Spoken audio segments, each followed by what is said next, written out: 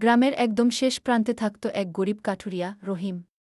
লোকেরা তাকে বারবার সতর্ক করত, ওই জঙ্গলটা অভিশপ্ত। সন্ধ্যার পর কেউ বাঁচে না, কিন্তু রহিমের কাছে ভয় মানে ছিল বিলাসিতা।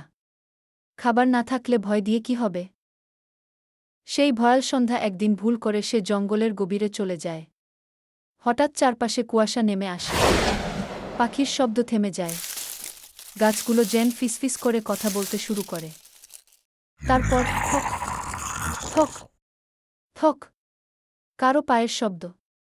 রহিম ঘুরে তাকাতেই দেখল তার পিছনে কেউ নেই, কিন্তু শব্দটা কাছে আসছে। অদৃশ্য আতঙ্ক হঠাৎ তার কাঁধে ঠান্ডা একটা হাত। সে চিৎকার করতে যাচ্ছিল, কিন্তু গলা দিয়ে শব্দ বের হল না। একটা I কর্কশ love কণ্ঠ you. শোনা গেল। কেন I এসেছ love এখানে? you. রহিম কাঁপতে কাঁপতে বল, আমি গরিব, না এলে খাবার পাব না আগে। ভূতের আসল রূপ হঠাৎ সামনে একটা বিকৃত মুখ দেখা দিল, চোখগুলো লাল, মুখটা অদ্ভুতভাবে বাঁকা। ভূতটা বলল, অনেকেই এসেছে, সবাই ভয় পেয়ে পালিয়েছে, কিন্তু তুমি দাঁড়িয়ে আছো কেন? রহিম চোখ বন্ধ করে বল, মরলেও ভয় পাব না, আমার মা আছে কি।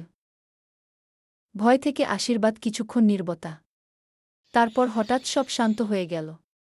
ভূতের কণ্ঠ এবার নরম, আমি এই জঙ্গলের অভিশপ্ত আত্মা। কেউ আমাকে ভয় ছাড়া কিছু দেয়নি, তুমি প্রথম যে ভয় পেয়েও পালাওনি।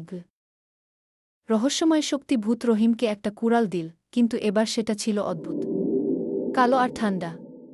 এই কুড়াল তোমার ভাগ্য বদলাবে, কিন্তু মনে রেখো, লোভ করলে সব হারাবে গু।